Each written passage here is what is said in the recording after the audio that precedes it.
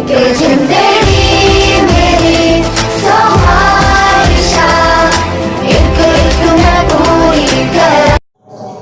Dear student, today I will discuss about C functions and subroutines, 7th chapter, class 10th in computer science. Student, जैसा कि पिछले video में हमने आप लोगों को C फंक्शन और उसके टाइप्स के बारे में बताया था, और आज का जो टॉपिक है C फंक्शन से ही रिलेटेड फंक्शन प्रोटोटाइप है। तो सबसे पहले आइए देखते हैं फंक्शन प्रोटोटाइप क्या होता है। स्टूडेंट, जैसा कि आप जानते हैं सी लैंग्वेज एक प्रकार का प्रोग्रामिंग लैंग्वेज होता है, और इसमें यूजर को हर स्टेटमेंट पर अपना एक प्रोग्राम क्रिएट करना होता है। स्टूडेंट, यूजर जो प्रोग्राम क्रिएट करता है उस प्रोग्राम को डिक्लेयर करता है। जब तक वो प्रोग्राम डिक्लेयर नहीं करेगा तब तक प्रोग्राम जो है सिस्टम पर रन नहीं हो पाएगा, और जब तक रन नहीं हो पाएगा तब तक उसका आउटपुट उसको नहीं मिलेगा। तो किसी भी प्रोग्राम को डिक्लेयर करने की जो प्रोसेस होती है वही प्रोसेस जो है फंक्शन प्रोटोटाइप कहलाती है। इसमें यूजर जो है फंक्शन प्रोटोटाइप के अंतर्गत प्रोग्राम को डिक्लेयर करता है। स्टूडेंट, किसी भी फंक्शन प्रोग्राम को डिक्लेयर करने के लिए उसके 3 तरीके होते हैं।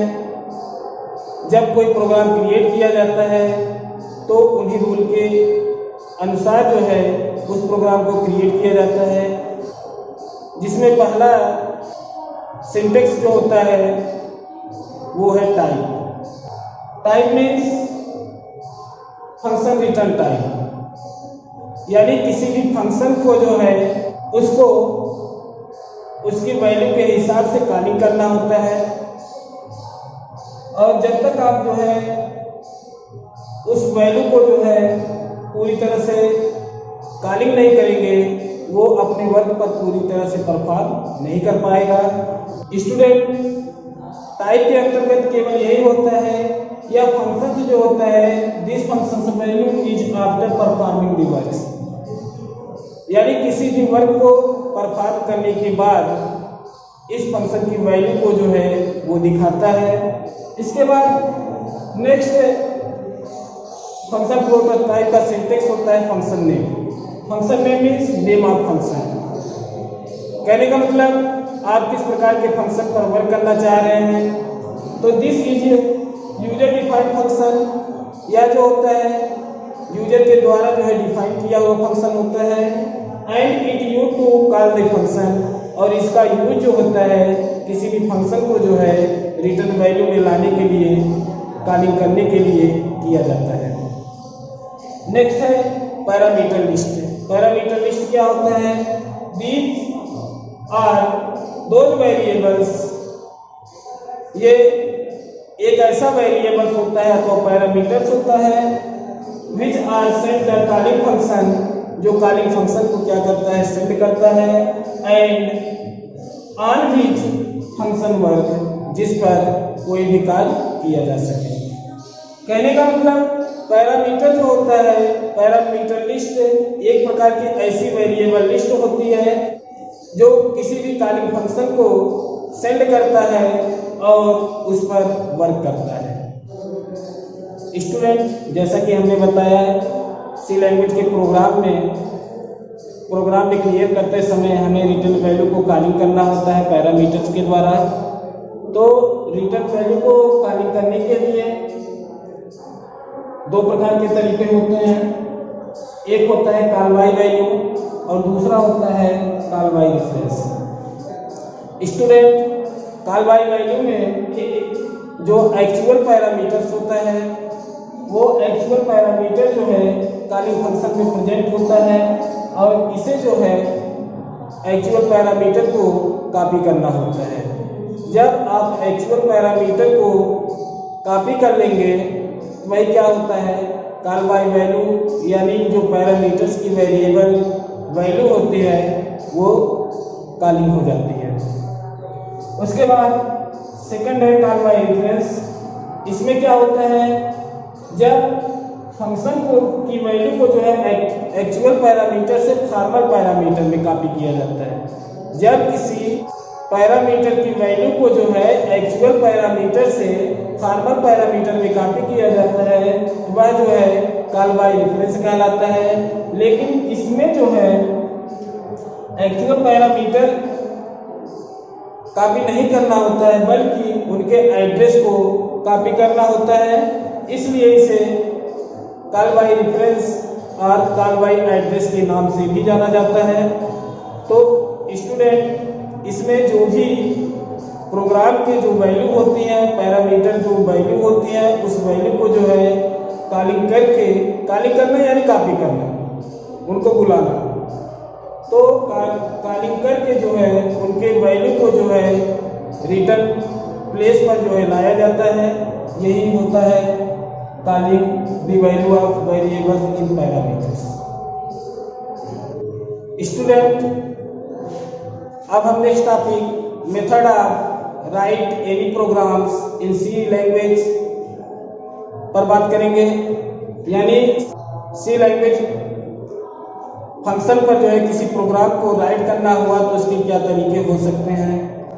तो स्टूडेंट, सी लैंग्वेज फंक्शन पर कोई भी प्रोग्राम राइट करने का जो मेथड है वो इस प्रकार से है। सबसे पहले हम क्या करते हैं, has include studio dot H लिखते हैं। सबसे पहला स्टेप जो है had include studio dot H, उसके बाद has include conio dot H. Second step में इंक्लूड कोनियो डॉट एच लिखते हैं, या कोनियो डॉट एच न लिख करके कोई भी जो आपका फंक्शन का जो भी जिस प्रकार का आपको प्रोग्राम क्रिएट करना होगा उस प्रकार के प्रोग्राम को जो है टाइप के अंतर्गत देते हैं। तो टाइप के अंतर्गत देने के लिए स्टूडेंट यहाँ पे कोनियो डॉट एच या फिर मैथ डॉट एच या फिर सी टाइप डॉट एच, ऐसे बहुत से जो भी आपको जिस प्रकार का प्रोग्राम रहेगा उसी प्रकार का स्टेटमेंट देंगे। उसके बाद क्या होता है कि मेन फंक्शंस होते हैं। मेन फंक्शन जो यूजर डिफाइंड फंक्शन कहलाता है। उसके बाद ओपन कर्ली ब्रैकेट देंगे। ओपन कर्ली ब्रैकेट के बाद जो है आप यहाँ पे कैरेक्टर, इंटीजर, फ्लोटिंग पॉइंट जो भी आप देना चाहते हैं, जिस प्रकार का प्रोग्राम आपको क्रिएट करना होगा उस प्रकार के प्रोग्राम को क्रिएट कर सकते हैं। इसके बाद नेक्स्ट स्टेप में प्रिंट एफ, यानी जो आपकी इनपुट वैल्यू होगी आप उसको देंगे। जैसे इंटर एनी नंबर्स, आप कोई भी नंबर जो है इंटर कर सकते हैं। अगर मान लीजिए हमको मैथ पर प्रोग्राम क्रिएट करना हुआ तो इंटर एनी नंबर्स, या फिर किसी डाटा पर प्रोग्राम क्रिएट करना हुआ, किसी लिस्ट पर प्रोग्राम क्रिएट करना हुआ तो वहाँ पर इंटर एनी नेम्स आप कुछ भी दे सकते हैं। तो ये जो है प्रिंटफ के अंतर्गत दिया जाता है। उसके बाद जो है जो आप इनपुट वैल्यू देंगे उसी पे क्या होगा, स्कैलियफ जो है प्रोसेस करता है। स्कैलियफ प्रोसेस करेगा और प्रोसेस करने के बाद जो है पैरामीटर लिस्ट में जाएगा। पैरामीटर लिस्ट में जब जाएगा यहाँ पर जो भी रहेंगे आपकी जो भी मान रहेंगे, जैसे स्कैलियफ में हमने परसेंटेज डी या फैक्ट मान लीजिए कोई नंबर्स हैं, नंबर को हमने दिया तो उसमें ये प्रोसेस किया। उसके बाद जो है आपका कर्ली ब्रैकेट क्लोज, क्योंकि यहाँ ओपन कर रहे हैं तो यहाँ भी क्लोज करना होगा। इंटीजर, प्रिंटफ, स्कैलियफ ये ओपन करने के अंतर्गत रहेगा। और इसके बाद जो है आप क्या करेंगे, कर्ली ब्रैकेट क्लोज कर देंगे। उसके बाद नेक्स्ट स्टेप में इन फैक्ट इंटीजर एक्स, मान लीजिए कोई भी वैल्यू है, अगर हमने इंटीजर लिया हुआ है तो इंटीजर में क्या लेना है। जैसे इस प्रोग्राम में हम 6 फिबोनाची सीरीज को जो है दिखा रहे हैं 0, 1, 1, 2, 3, 4, 5, तो इस प्रोग्राम में 6 फिबोनाची का जो है प्रोग्राम क्रिएट करके उनका रिजल्ट हमको निकालना है।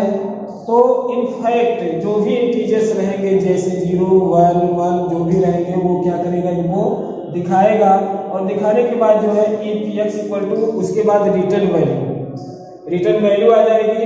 रिटर्न वैल्यू के बाद जो है एक आपका इफ स्टेटमेंट है और दूसरा जो है इल्स स्टेटमेंट है। ये स्वयं जो है सिस्टम प्रोसेस करेगा इफ और इल्स स्टेटमेंट पर और दोनों की रिटर्न वैल्यू देगी और रिटर्न वैल्यू देने के बाद जो है ये क्या होगा, कर्ली ब्रैकेट आपका क्लोज हो जाएगा। उसके बाद जो है जब आप प्रोग्राम को इस प्रकार से क्रिएट करके रनअप करा देंगे, रनअप कराने के बाद नेक्स्ट स्टेप में आपका आंसर जो है आपके सामने होगा, जैसे any numbers of 5 equal to 120, यानी ये फिबोनाची नंबर है, फिबोनाची सीरीज का नंबर है। तो 0 1 1 2 3 4 5 ये इसका जो है फिबोनाची सीरीज का नंबर जो होगा वो टोटल 120 होगा। तो ये आपका रिजल्ट आ गया। तो स्टूडेंट इसी प्रकार से हम किसी भी प्रोग्राम को क्रिएट करते हैं तो इसमें 3 प्रकार के होते हैं। एक होता है आपका टाइप्स ऑफ फंक्शन, दूसरा होता है नेम ऑफ फंक्शन और तीसरा होता है पैरामीटर लिस्ट या आर्गुमेंट लिस्ट होती है। तो स्टूडेंट जिस प्रकार का प्रोग्राम हमको क्रिएट करना होगा उस प्रकार के प्रोग्राम को हम जो है टाइप्स ऑफ फंक्शन में देंगे। उसके बाद नेम ऑफ फंक्शन, कौन सा फंक्शन का नाम क्या है उसको देना होगा। उसके बाद थर्ड स्टेप में जो पैरामीटर की वैल्यूज होती हैं, वेरिएबल की जो वैल्यूज होती हैं उनको कॉलिंग करना होता है। जब आप इतना करके रनअप बटन पर जो है प्रेस करेंगे तो उस प्रोग्राम का रिजल्ट जो है आपके सामने आ जाएगा। स्टूडेंट अब हम नेक्स्ट टॉपिक जो है सम इम्पोर्टेंस हीडर फाइल्स के बारे में बात करेंगे। ये हीडर फाइल्स जो होते हैं सी लैंग्वेज में प्रोग्राम को क्रिएट करने के लिए जो है यूज किए जाते हैं।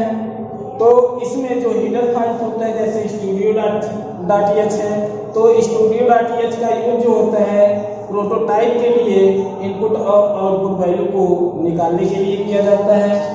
string.h जो होता है ये रिलेटेड टू स्ट्रिंग के लिए यानी किसी भी कैरेक्टर की जो है स्ट्रिंग निकालने के लिए जो है इनका यूज किया जाता है। उसके बाद math.h है, math.h का यूज जो होता है मैथमेटिकल फंक्शन के लिए किया जाता है।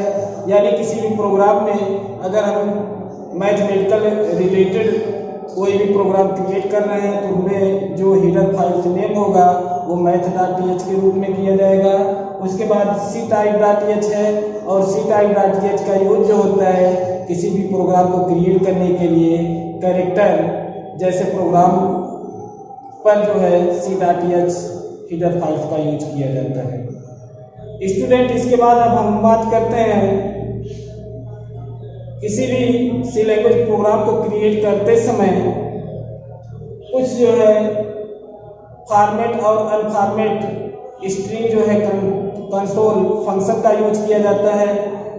तो उसमें कौन कौन से ऐसे फॉर्मेट कंसोल फंक्शंस होते हैं, कौन कौन से स्ट्रिंग कंसोल फंक्शंस होते हैं और कौन कौन से अनफॉर्मेट कंसोल फंक्शंस होते हैं।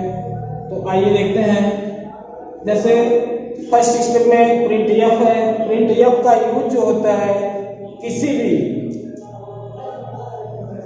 प्रोग्राम की जो आउटपुट वैल्यू होती है उनको देखने के लिए, उनको प्राप्त करने के लिए जो है printf फंक्शन का यूज किया जाता है। और उसके बाद scanf है। scanf का यूज जो है किसी भी प्रोग्राम में इनपुट वैल्यू को जो है इंटर कराने के लिए scanf का यूज किया जाता है। उसके बाद कुछ जो है स्ट्रिंग कंट्रोल फंक्शंस हैं जैसे गेट्स है। गेट्स का यूज जो होता है किसी भी इनपुट वैल्यू की स्ट्रिंग को जो है अगर वो मल्टीपल वर्ड में है तो उनकी स्ट्रिंग को नापने के लिए जो है गेट्स का यूज किया जाता है। उसके बाद int है। int में इंटीजर के लिए इनका यूज किया जाता है, यानी इनिशियल वैल्यू क्या होती है उसके लिए जो है int का यूज किया जाता है। char है। char का यूज जो होता है वो कैरेक्टर्स के लिए किया जाता है। उसके बाद फ्लोट है। फ्लोट का यूज जो है फ्लोटिंग पॉइंट यानी रिप्रेजेंटेशन द वैल्यू, यानी किसी वैल्यू को जो है रिप्रेजेंट करने के लिए इनका यूज किया जाता है। और इसके बाद डबल है। डबल का यूज जो होता है किसी भी फ्लोटिंग पॉइंट डाटा टाइप की वैल्यू को जो है रेंज करने के लिए, रेंज निकालने के लिए वो जो है उसकी मात्राएं कितनी है, कितनी वैल्यू जा रहा है, इसका मान निकालने के लिए जो है डबल का यूज किया जाता है। स्टूडेंट, अब हम इस चैप्टर के लास्ट टॉपिक रिकर्जन पर बात करते हैं। आइए देखते हैं रिकर्जन क्या होता है। A function is called the recursive. एक फंक्शन जो होता है रिकर्सिव तभी कहलाता है if body of functions any statement call the function. जब किसी फंक्शन की जो बॉडी होती है उसमें कोई भी स्टेटमेंट जो है किसी भी फंक्शन को जो है कॉलिंग करता है। जब किसी भी फंक्शन का बॉडी स्टेटमेंट किसी फंक्शन के लिए कॉलिंग करता है तो वह जो है फंक्शन रिकर्सिव कहलाती है। When a function is called by self, जब उस फंक्शन को जो है कॉलिंग किया जाता है स्वयं डायरेक्टली और इनडायरेक्टली, यानी प्रत्यक्ष अथवा अप्रत्यक्ष रूप में, this process is called recursion. तो ऐसी क्रियाएं जो होती हैं वो रिकर्जन कहलाती है। कहने का मतलब एक रिकर्जन ऐसा प्रोसेस होता है जब किसी भी सी लैंग्वेज के प्रोग्राम में किसी भी पैरामीटर की वैल्यू को जो है डायरेक्टली और इनडायरेक्टली कॉलिंग किया जाता है, जो उसके स्टेटमेंट होते हैं। तो ऐसी जो प्रोसेस होती हैं वो रिकर्जन कहलाती हैं। इसी के साथ ही आपका 7th chapter C function and subroutine समाप्त हुआ। Thank you for watching video.